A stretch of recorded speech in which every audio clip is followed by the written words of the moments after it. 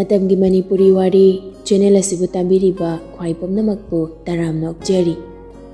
Ngasisu mahausagom Mangao Thibi taramapal suba tangkak amok puduna lakjari.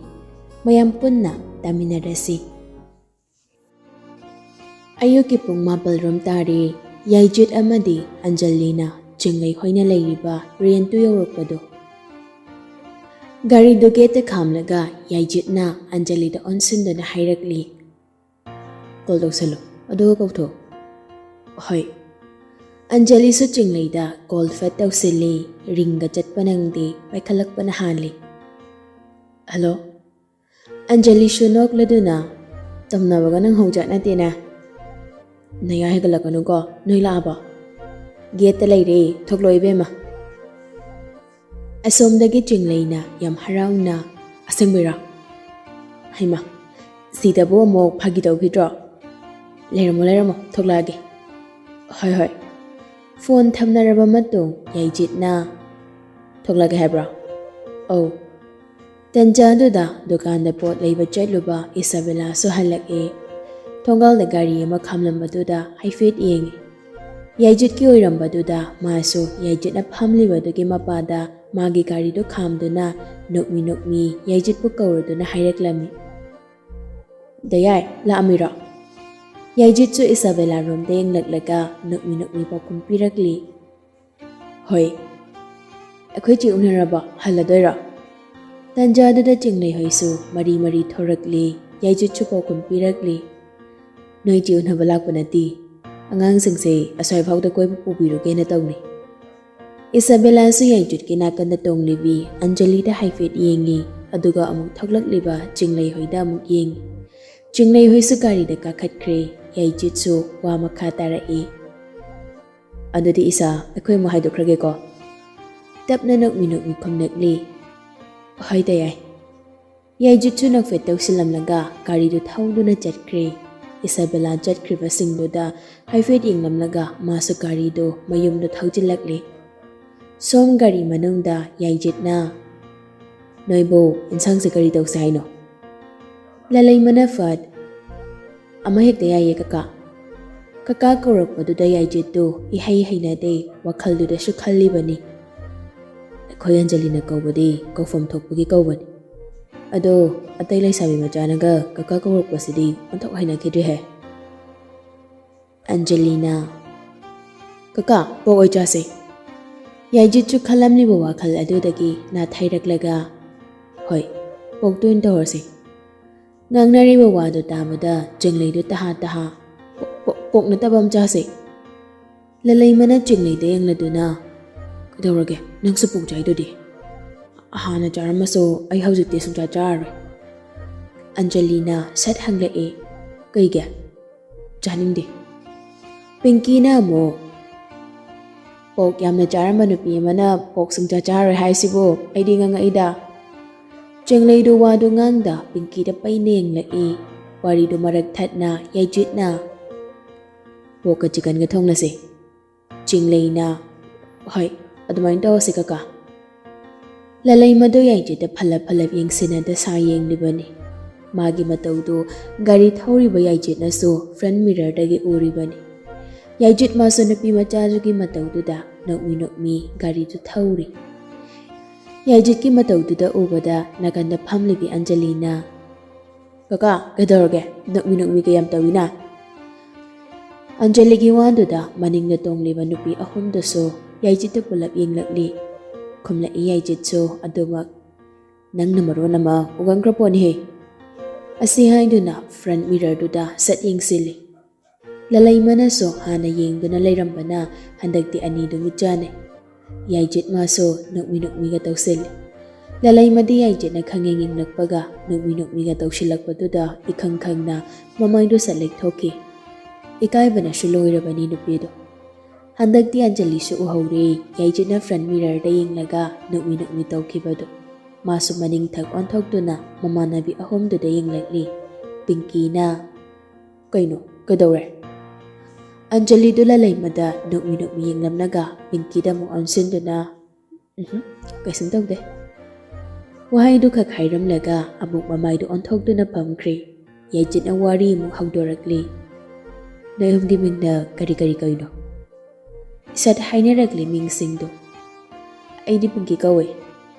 Ay gina jenglay sana. Lalay magawe kaka. Somday sa velaso magi kada kakhalai mana kakhalakpada machi Helena na thabagchat na bathorakpaga mapahik janay. Machi ubada kauragli Isabelado. Che, kay hege. Ay na dukan chaluba halakpada dayay do. Ako'y thongal da layrami. Helena chatlambadu chapliplaga jang haurabu made. Ako'y dalang panate renta layba Anjali gi mamana bisingse lawalak pani na hay Anjali suyawi. Kaigi made. Angang singse asoy fawda koy bu pubirage tawni dang hairami. Atay di kayshu hairamdi. Helena do nongma yajit na hairamba jingsangi thamoy hoge tawba nupi macha ma yawri haikibatuda ningsing layrabani. Aduna taha wahang tawrai manaw nupida. Ngan ba yawkibra? Yawkidi. Bawkum do tarabadada Helena do sorsang hondorakli. Adudagi wakaldo yang kri machinda su icham na haireklami. Kharako jarasan. Moisu swai gi jaga se pak na khanglam kiroy. Anjali ga sutina baduda yajit na cham na koithokpa pobiro ramni. Gari do leptana sum thawrukpana sekmai da laiba jingsang hoigi farm da su yauri. Gari do lairiba farm house to gi manakwai do da khamni. Makoina lakpada lambi da gi thongnaba pork ka chicken ga su lairaklabani. Gari dagi mari kumtharakli. Piktak tawba sumangduda korauhanba ipamabo khairum kibagi laisu katlambadu ubada pinki na hairakli. Laiduksina kanana katlino kangama na katliro. Pinki giwaduda yajitto haifet no asumna sukumlakli. Natida sidaka kamaga indom jamaga lay duksay indom jana katpani. O ngang na mayam do janglakli makoy na Mangol yawrakpada maniso imong romdagi thorakli. Yajit po ubada haraw su kawraklami. Ichalakli dana. Ohay kaka. Manindo lagli ba nupi macha singdo da yenglaga. Isu Anjalagi mamana bisingra. Oh, mani pupo. Anjali na manida pupo kawwaduda janglay na mabukningda dumin khalakli. Ay di pupo ka kawray na. Ako'y hanuwado na kawba mingkawdo adudong kawni. Yajit na. Kaka, ako'y madudi manang dalay kibra. Thoy ba di pukriromda nga majinjagdo nga siri mana tawrage na chatkibani. Nandom zasu jaksangdane jag thanghoribani. Nako'y sa manang da jag. Ay so, thoy ba do kawrakige. Hoy kaka. Yajit su nupi macha singdo da onsin do na. Lao jangase. Mani na so, jango. Mayam do imungda mari changkri jinglay di mayam gi maningda laythaduna layhoraga mani da onsunduna kari sukoi da mataw uttuna taha hairakli. Kaka, ay salake, thoy ba ko chatpado. Nupi macha do gi mataw duda mani do ingangak na yenglai asumna so hairai. Isuba koy thoy baga hana masa khangna bro. Isu haigano, kaka icha hayu. Kaka hoigi thoy baduga ay nga masa khangnay ba. Asi haiduna nokmi tawi janglaydo. Maniso nupi majado gi ingaw matawduda nokladuna hairakli. Lao, kaka nga puna chalaga kahurasi. Ohay kaka. Makoy ani sutungda mangda yomdugi maningromda layriba ngayok pukri singdugi managduda laklami. Manina. Ichagi mingdi kari kawba. Jinglay sana kaw. Ado kaka, ay kayo nung taga haigin. Hayuni. Jinglay do, manida kari sukoy da ba mataw udto na man haining libado adum hairakli. Ay mingse, jinglay sana kaw raso, yumda di ako'y paungga, imahasi ka na di, nuksina taywi sanay na kaweb. Adumay na kakana sa kawbiyo ba, ihena nagsina mamana ba. Manido nokla do na, Kauge. Jinglay shu harang na. Kaka nagsina po yam paingo. Ija thobi sana so paida. Loy na ba yam nungay. Jinglay do nok jay. Jingsang na layriba jaga do da suyaw shalakli. laptakna nga machinjak thariba chingsangbu ubada changleina khonjal khara haurab kauramli. Hanuba! Oh Hanubau! Chinglegi mataududa manidu nogli chingsangsu nga machinjak tharambadu leplaga kaurakliba khonjaldugi maikaida yinglakli. Inganga I maninga chinglega laklibadu ubada mado mabukningda sahaijay. Asina mo kanagala ijana. Mayajid haiduna miyawrukani haido mawirjala. Manina su chingsangbu kauraduna. Thaiba, nang marup yai hoido yawra haurene. Nangu machinjak thabado loido kem watlibake. Loido kaka. Maniga chinglega su mafam amada leptuna chingsangna thabak loirakpadu ngai. Chinglei madi nupadugi khongthang khuding yengli mapukningda su sonjari. Ai nupa hanubase maramdi amok chanine. Kuina ngairude chingsang su nga machinjak thabadu loiraduna mani hoina lepliba mafamduda lakli. Chingsang changsilakpaduda manina hairakli. Thoiba, ibe masiga changminaroko kakadi thabuk khara tawsilamkhige. Hoi kaka. Asi haiduna chingsangsu nupi machaduda haifet yinglakli. Black machugi high waist parallel jeans ama setli. White machugi crop oiba t-shirt ama letli.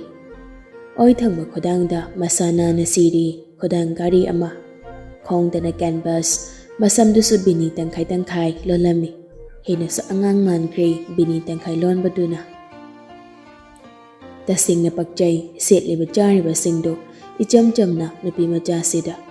Manisu nupi machasida onselakduna nokmi phagi oi kai wai hairakli. Thaibisana kakadi ngayak lehokige ko nangdi noi hanubasiga hana chatlamako. Manigi waduda chingsangsu inganga I manide yinglekli. Chinglesa nokmi tawaduna. Hoi kaka. Chingsangdu wahai ama phawba hairamda chatpa hauki. Chingleisu taha matungda inarakli. Hanuba, ngai ko chatminase. Khomlakte nupando magi chatfam thokpadu chatli. Chingleisu khongthang khara kalap thanglakduna nupadugi nakanduda chatuna hairakli. Timan gam saiko. Onsilangi khanbani ngamde nupasi handakti mong handa khomlakli. Kuidrida ngarang hantani nupan hondok piramena kafkhibado. Aduga ngasina yam nungaiba mutta uida. Wadu tamada chinglei nungaitaba phawi. Adubu nungaitaba adu lotchenduna nokmi hairaklami. Ai shu oiba phanglaroidaba inakta somo hana laklaroidaba magidamak aina shum kaplaga leibado hauna dena khalaba. Aina kaplaga mamu inakta halakani haibasu leitre. Madi nupi koekre. Aduna ishune wakhal nungaithokpa tamlini. Chingsang chatlamadu chap leplaga nupi machaduda khangeng yinglakli. Wakhalduda shikhalli. Ingham ngaubilagna asiguma wahai hairakani haibadi ai thajarudi. Chingleishu nupasina mangonda yingnaga tumin lep leibaduda. Kudorge hanuba. Chingsang sumasadu gyan laktuna yinglamliba mitfamdu na thairaga amuk chatpa hawi. Chingleisu matungda inaragduna wadu makha tarakli. Ado hanuba. Chicken thongbado nang thongbiyo ko. Enchangde yaina thongdoini. Poksu thongdoini. Aidi pok charoi. Aduna aina chadawba chicken do nangna thongaba hanuba. Ko hanuba. Nupi majasina mangonda ikoi chadaba matau ulakpaduda nupasi masa khangjada machin haifet lengduna nokfet tawki. Lamlan mi nupi ataina nganglakpa wada thawoina khumngang tawdrabasu. Nupi majasina nganglakpa wasidadi tumin laishinba yaroidawri. Mama sanasu tumin laishinge ngamde hekta khumlai haujiksu. Hoi. Ado pok chadraba nangba. Chai. Ado di chikandu lawroktrasu yadro. Hana charambaniba. Ado haujikti punsigi wina sumcha chararoi. Chingsangsu mamaidi laithorakta. Magi tungda inaraklibi nupi machasiga wari makhadam chathai. Kaigino sumcha charudoide. Handakti peri ga tawrakli chingleidu mapukning sunungsirei paukhum sudum pirakli. Dasamna ingonda ini hoida thabak amta chatlugena haijinaraga ꯆꯦ ꯁꯕꯂꯥꯒꯤ ꯄꯣꯛ ꯊꯣꯡꯕ ꯊꯤꯜꯂꯛꯏꯕ ꯆꯦꯅ ꯅꯥꯇꯩ ꯑꯣꯏꯗꯣꯏꯗꯣꯏꯅ ꯑꯦꯟꯁꯥꯡ ꯊꯤꯜꯂꯛꯀꯅꯤ ꯂꯧꯕ ꯊꯣꯛꯂꯨꯁꯦ ꯍꯥꯏꯕꯗꯨꯗ ꯇꯟꯅ ꯊꯣꯛꯃꯤꯟꯅꯔꯦ ꯑꯗꯨꯒ ꯅꯨꯄꯥꯗꯣ ꯑꯩꯒ ꯅꯨꯡꯁꯤꯅꯔꯤꯕ ꯅꯨꯄꯥꯗꯣ ꯑꯣꯏ ꯂꯩꯔꯝꯃꯤꯅꯤ ꯑꯗꯨꯒ ꯑꯩꯒꯤꯁꯨ ꯄꯣꯛ ꯊꯣꯡꯕ ꯌꯥꯎꯔꯛꯑꯦꯅ ꯄꯤꯔꯛꯑꯦ ꯑꯩꯗꯤ ꯁꯥꯎꯅꯤꯡꯃꯟꯈꯤꯗꯅ ꯃꯥꯅ ꯄꯤꯔꯛꯄ ꯄꯣꯛ ꯊꯣꯡꯕꯗꯣ ꯇꯤꯐꯤꯟꯒ ꯀꯩꯒ ꯄꯨꯟꯅ ꯗꯁꯕꯤꯟꯗ ꯍꯨꯟꯗꯣꯛꯄꯅꯤ ꯁꯥꯎꯅꯤꯡꯕ ꯋꯥꯔꯧꯕ ꯍꯦꯟꯃꯟꯈꯤꯕꯅ ꯄꯨꯟꯁꯤꯒꯤ ꯄꯣꯛ ꯊꯣꯡꯕꯁꯦ ꯃꯁꯤꯗꯗꯤ ꯆꯥꯔꯔꯣꯏꯅ ꯈꯟꯈ꯭ꯔꯕꯅꯤ ꯅꯨꯄꯤ ꯃꯆꯥꯗꯨꯒꯤ ꯋꯥꯗꯨꯗ ꯆꯤꯡꯁꯥꯡꯗꯨ ꯇꯞꯅ ꯅꯣꯛꯂꯛꯂꯤ ꯑꯁꯨꯝꯅꯁꯨ ꯍꯥꯏꯔꯛꯂꯤ ꯇꯥꯕꯗ ꯅꯨꯡꯉꯥꯏꯔꯤ ꯅꯪ ꯋꯥꯔꯤꯁꯦ ꯅꯨꯄꯥꯗꯨꯒꯤ ꯃꯇꯧꯗꯨꯗ ꯆꯤꯡꯂꯩ ꯃꯄꯨꯛꯅꯤꯡ ꯅꯨꯡꯁꯤꯕ ꯍꯦꯟꯖꯤꯟꯈ꯭ꯔꯦ ꯃꯥꯅ ꯁꯨꯛ ꯅꯨꯡꯉꯥꯏꯇ꯭ꯔꯒ ꯅꯨꯄꯥꯁꯤꯅ ꯃꯥꯒꯤ ꯅꯨꯡꯉꯥꯏꯇꯕꯗꯣ ꯈꯪꯕꯤꯗꯦ ꯐꯥꯒꯤ ꯇꯥꯊꯣꯛꯏ ꯃꯥꯕꯨ ꯀꯔꯦꯝꯅꯩ ꯍꯥꯏꯅ ꯈꯟꯗꯨꯅ ꯃꯥꯡꯗ ꯆꯠꯂꯤꯕ ꯅꯨꯄꯥꯗꯨꯒꯤ ꯃꯅꯒꯟꯗ ꯃꯈꯨꯠ ꯈꯨꯗꯨꯝ ꯇꯥꯁꯤꯟꯗꯨꯅ ꯄꯣꯞ ꯂꯥꯎꯅ ꯁꯨꯔꯛꯏ ꯀꯞꯉꯥꯡ ꯇꯧꯗꯨꯅꯁꯨ ꯍꯥꯏꯔꯛꯂꯤ ꯑꯩꯅ ꯊꯋꯥꯏ ꯅꯨꯡꯉꯥꯏꯇ꯭ꯔꯒ ꯅꯪ ꯑꯗꯨꯃꯥꯏꯅ ꯀꯔꯦꯝꯅꯩꯅꯤꯅꯦ ꯀꯞꯉꯥꯡ ꯇꯧꯔꯛꯄꯗꯨꯗ ꯆꯤꯡꯁꯥꯡ ꯆꯠꯂꯝꯕꯗꯒꯤ ꯆꯞ ꯂꯦꯞꯂꯒ ꯃꯇꯨꯡ ꯈꯪꯑꯣꯟ ꯑꯣꯟꯊꯣꯔꯛꯏ ꯆꯤꯡꯁꯥꯡꯅ ꯑꯗꯨꯝꯅ ꯃꯇꯨꯡ ꯑꯣꯟꯊꯣꯔꯛꯀꯅꯤ ꯍꯥꯏꯕꯗꯤ ꯈꯪꯖꯗꯕꯅ ꯆꯤꯡꯂꯩꯁꯨ ꯆꯠꯂꯤꯕ ꯈꯣꯡꯊꯥꯡꯗꯨ ꯂꯦꯞꯍꯧꯗ꯭ꯔꯤ ꯑꯗꯨꯅ ꯆꯤꯡꯁꯥꯡꯗ ꯈꯪꯊꯦꯡ ꯊꯦꯡꯖꯤꯜꯂꯤ ꯅꯨꯄꯤ ꯃꯥꯒꯤ ꯃꯔꯥꯏꯕꯛꯇꯨꯅ ꯅꯨꯄꯥꯗꯨꯒꯤ ꯆꯤꯝꯕꯥꯜꯗꯨꯗ ꯋꯥꯏꯁꯤꯜꯂꯤ ꯅꯨꯄꯥ ꯅꯨꯄꯤ ꯑꯅꯤꯃꯛ ꯏꯈꯪ ꯈꯪꯅ ꯈꯣꯡꯐꯝ ꯈꯖꯤꯛ ꯈꯖꯤꯛ ꯍꯟꯗꯣꯛꯅꯩ ꯅꯨꯄꯤꯁꯤꯒꯤ ꯃꯔꯥꯏꯕꯛꯁꯤꯅ ꯃꯆꯤꯟꯕꯥꯜꯗ ꯋꯥꯏꯁꯤꯜꯂꯛꯄꯗꯨꯗ ꯅꯨꯄꯥ ꯃꯥꯒꯤ ꯃꯆꯤꯟꯕꯥꯜꯗꯨ ꯆꯩꯅꯥ ꯍꯥꯏꯐꯦꯠꯁꯨ ꯐꯥꯎꯏ ꯃꯈꯨꯠꯇꯨꯅ ꯃꯆꯤꯟꯕꯥꯜꯗꯨ ꯄꯥꯏꯗꯨꯅ ꯂꯩ ꯅꯨꯄꯤꯗꯨꯁꯨ ꯀꯞꯂꯝꯕꯒ ꯆꯞ ꯂꯦꯞꯇꯨꯅ ꯇꯍꯥ ꯍꯥꯏꯔꯛꯂꯤ ꯅꯪꯅ ꯁꯣꯏꯕꯅꯤ ꯑꯩꯅ ꯅꯠꯇꯦ ꯑꯩꯗꯤ ꯆꯨꯝꯅ ꯂꯥꯛꯆꯕꯅꯤ ꯍꯅꯨꯕ ꯅꯪꯅ ꯇꯨꯡ ꯈꯪꯍꯣꯟ ꯑꯣꯟꯊꯣꯔꯛꯄꯗꯒꯤ ꯁꯤꯊꯣꯏ ꯉꯥꯛꯇ ꯅꯠꯇ꯭ꯔꯣ ꯆꯤꯡꯁꯥꯡ ꯃꯆꯤꯟꯕꯥꯜꯗꯨ ꯇꯞꯅ ꯅꯥꯟꯗꯨꯅ ꯌꯦꯡꯂꯛꯏ ꯆꯤꯡꯂꯩꯗ ꯏꯁꯨꯛ ꯁꯨꯛꯅ ꯑꯗꯨꯃꯥꯏꯅ ꯌꯦꯡꯀꯅꯨ ꯍꯩꯅꯗꯦ ꯅꯪꯅ ꯁꯣꯏꯈꯩ ꯁꯣꯏꯔꯒ ꯆꯤꯡꯁꯥꯡꯒꯤ ꯁꯨꯛꯂꯝꯕꯗꯨ ꯐꯈ꯭ꯔꯒ ꯅꯣꯛꯃꯤ ꯇꯧꯔꯛꯏ ꯃꯇꯧꯗꯨꯗ ꯆꯤꯡꯂꯩꯁꯨ ꯀꯔꯤꯅꯣ ꯍꯥꯏꯕ ꯃꯤꯠꯌꯦꯡꯅ ꯌꯦꯡꯁꯤꯜꯂꯤ ꯚꯥꯞ ꯇꯥꯏ ꯆꯤꯡꯁꯥꯡ ꯅꯨꯄꯤꯗꯨꯒꯤ ꯃꯤꯠꯌꯦꯡꯗꯨꯅ ꯍꯥꯏꯔꯛꯂꯤꯕꯗꯣ ꯌꯥꯔꯦ ꯂꯥꯛꯑꯣ ꯆꯪꯉꯁꯤ ꯅꯨꯄꯤꯗꯨꯁꯨ ꯑꯝꯇꯩꯊꯣꯛꯑꯣ ꯀꯧꯊꯣꯛꯂꯨꯕꯅꯤ ꯉꯥꯏꯍꯥꯛꯇꯤ ꯃꯄꯤ ꯇꯩꯊꯣꯛꯄꯒ ꯅꯨꯄꯥꯁꯤꯅ ꯍꯥꯏꯔꯛꯂꯤꯕ ꯀꯥꯟꯗꯨꯗꯗꯤ ꯅꯤꯡꯁꯤꯡꯂꯛꯇꯨꯅ ꯃꯄꯤꯗꯨ ꯁꯠ ꯇꯩꯊꯣꯛꯂꯤ ꯆꯤꯡꯁꯥꯡ ꯃꯈꯥ ꯑꯃꯨꯛꯁꯨ ꯇꯥꯔꯛꯂꯤ ꯅꯪꯅ ꯀꯞꯉꯥꯡ ꯇꯧꯔꯛꯄꯗꯨꯗ ꯑꯩꯁꯨ ꯌꯦꯡꯒꯦꯅ ꯇꯨꯡ ꯑꯣꯟꯊꯣꯔꯛꯄꯅꯤ ꯃꯔꯤ ꯃꯈꯣꯡ ꯁꯝꯅꯗꯅ ꯆꯤꯡꯂꯩꯅ ꯑꯗꯣ ꯍꯅꯨꯕ ꯅꯪꯒꯤ ꯐꯣꯟ ꯅꯝꯕꯔ ꯄꯤꯌꯨ ꯀꯩꯗꯧꯕꯩ ꯁꯨꯝ ꯋꯥꯔꯤ ꯁꯥꯟꯅꯅꯕ ꯋꯥꯔꯤꯒ ꯂꯩꯇꯦꯀꯣ ꯇꯟꯖꯥꯗꯨꯗ ꯃꯅꯤꯡ ꯊꯣꯡꯗꯒꯤ ꯌꯥꯏꯆꯦꯠꯅ ꯑꯅꯤꯗꯨꯕꯨ ꯀꯧꯔꯛꯂꯤ ꯋꯥꯏ ꯑꯗꯨꯗ ꯀꯩꯗꯧꯔꯤꯅꯣ ꯅꯣꯏꯅꯦ ꯁꯂꯥꯎꯀꯣ ꯋꯥꯔꯤꯗꯣ ꯀꯣꯟꯅ ꯇꯧ ꯑꯅꯤꯗꯨꯁꯨ ꯃꯈꯥ ꯇꯥꯅꯗ꯭ꯔꯤ ꯌꯥꯏꯆꯦꯠꯅ ꯀꯧꯔꯛꯄꯗꯨꯗ ꯑꯗꯨꯝ ꯂꯥꯛꯂꯤ ꯆꯤꯡꯂꯩꯗꯤ ꯁꯥꯎꯅꯤꯡꯅ ꯃꯨꯔꯨꯝꯒ ꯁꯣꯟꯖꯩ ꯌꯦꯠꯈ꯭ꯔꯄꯣꯠꯅꯤ ꯃꯁꯤꯒꯤ ꯆꯤꯔꯥꯏꯇꯪꯁꯦ ꯃꯅꯤꯡ ꯊꯣꯡꯗꯒꯤ ꯑꯗꯨꯝ ꯆꯪꯂꯛꯂꯤ ꯑꯅꯤꯗꯨꯁꯨ ꯆꯤꯡꯁꯥꯡꯁꯨ ꯌꯥꯏꯆꯦꯠꯇ ꯑꯣꯟꯁꯤꯟꯗꯨꯅ ꯆꯥꯛꯇꯤ ꯏꯟꯗꯣꯝꯆꯥꯅ ꯂꯣꯏꯔꯝꯃꯅꯤ ꯍꯣ ꯂꯣꯏꯈ꯭ꯔꯦ ꯑꯉꯥꯡꯁꯤꯡꯁꯨ ꯆꯥꯛꯁꯪꯗ ꯂꯣꯏ ꯂꯩꯍꯧꯕꯅꯤ ꯑꯩꯁꯨ ꯁꯤꯗꯅꯦ ꯌꯦꯟꯁꯦ ꯊꯣꯡꯕ ꯍꯧꯔꯒꯦꯅ ꯇꯧꯅꯤ ꯅꯪꯅ ꯄꯣꯛꯇꯣ ꯊꯣꯡꯕ ꯍꯧꯔꯣ ꯑꯁꯤ ꯍꯥꯏꯗꯅ ꯌꯥꯏꯆꯦꯠꯇꯨ ꯈꯥꯡ ꯊꯥꯡꯒꯠꯈ꯭ꯔꯦ ꯌꯥꯏꯆꯦꯠꯀꯤ ꯋꯥꯗꯨ ꯇꯥꯕꯗ ꯆꯤꯡꯂꯩꯅ ꯆꯤꯡꯁꯥꯡꯒꯤ ꯄꯨꯛꯆꯦꯞꯇ ꯇꯨꯃꯤꯟ ꯈꯣꯖꯤꯟꯅ ꯁꯤꯛꯂꯛꯂꯤ ꯆꯤꯡꯂꯩꯅ ꯈꯣꯖꯤꯟꯅ ꯁꯤꯛꯂꯛꯄꯗꯨ ꯆꯩꯅꯥꯗꯤ ꯌꯥꯝꯅ ꯐꯥꯎꯕ ꯅꯠꯇꯦ ꯑꯗꯨꯕꯨ ꯅꯨꯄꯥ ꯃꯥꯁꯨ ꯏꯈꯪ ꯈꯪꯉꯤ ꯑꯗꯨꯝꯅ ꯁꯤꯛꯂꯛꯀꯅꯤꯗꯤ ꯍꯥꯟꯅ ꯈꯪꯗꯕꯅ ꯃꯃꯤꯠꯇꯨ ꯀꯔꯤꯅꯣ ꯍꯥꯏꯒꯣ ꯏꯁꯨꯛ ꯁꯨꯛꯅ ꯅꯨꯄꯤ ꯃꯆꯥꯗꯨꯗ ꯌꯦꯡꯂꯤ ꯅꯨꯄꯤ ꯃꯆꯥꯗꯨꯁꯨ ꯃꯃꯤꯠꯇꯨꯅ ꯄꯩꯅ ꯅꯨꯄꯥꯁꯤꯗ ꯌꯦꯡꯂꯝꯂꯒ ꯌꯦꯟ ꯊꯣꯡꯅꯕ ꯈꯥꯡ ꯊꯥꯡꯒꯠꯂꯤꯕ ꯌꯥꯏꯆꯦꯠꯇ ꯑꯃꯨꯛ ꯌꯦꯡꯂꯤ ꯆꯤꯡꯂꯩꯅ ꯃꯉꯣꯟꯗ ꯈꯣꯖꯤꯟꯅ ꯁꯤꯛꯂꯛꯂꯤꯕꯒꯤ ꯃꯔꯝ ꯈꯪꯂꯤ ꯁꯥꯎꯒꯦ ꯉꯝꯗꯦ ꯅꯨꯄꯤ ꯃꯆꯥꯁꯤꯒꯤ ꯃꯑꯣꯡꯁꯤ ꯍꯦꯟꯅ ꯑꯗꯨꯝ ꯃꯉꯣꯟꯗ ꯅꯨꯡꯉꯥꯏꯕ ꯏꯍꯨꯜ ꯑꯃ ꯐꯥꯎꯍꯜꯂꯤ ꯃꯥꯒꯤ ꯃꯔꯨꯞꯁꯤꯅ ꯁꯨꯝ ꯂꯦꯞꯂꯒ ꯂꯩꯕꯗꯨꯗ ꯈꯥꯡ ꯁꯥꯔꯛꯄꯗꯒꯤ ꯊꯥꯎ ꯍꯩꯒꯦ ꯇꯧꯔꯝꯕ ꯌꯥꯏꯆꯦꯠꯁꯨ ꯇꯧꯔꯝꯕ ꯃꯊꯧꯗ ꯂꯦꯞꯂꯒ ꯆꯤꯡꯁꯥꯡꯗ ꯈꯪꯌꯦꯡ ꯌꯦꯡꯂꯛꯇꯨꯅ ꯍꯥꯏꯔꯛꯂꯤ ꯀꯩꯗꯧꯔꯦ ꯍꯥꯏꯕꯅꯣ ꯅꯪ ꯏꯟꯁꯥꯡꯗꯣ ꯊꯣꯡꯕ ꯍꯧꯔꯣ ꯍꯥꯏꯔꯒ ꯁꯠ ꯍꯥꯏꯔꯛꯂꯤ ꯆꯤꯡꯁꯥꯡꯁꯨ ꯌꯦꯟꯗꯣ ꯑꯩ ꯊꯣꯡꯉꯒꯦ ꯄꯣꯛꯇꯨꯅ ꯅꯪꯅ ꯊꯣꯡꯉꯣ ꯍꯥꯏꯔꯛꯂꯤꯕ ꯋꯥꯗꯨꯗ ꯌꯥꯏꯆꯦꯠꯇꯨ ꯏꯉꯛ ꯉꯛꯅ ꯃꯇꯥꯎꯗꯨꯗ ꯌꯦꯡꯂꯤ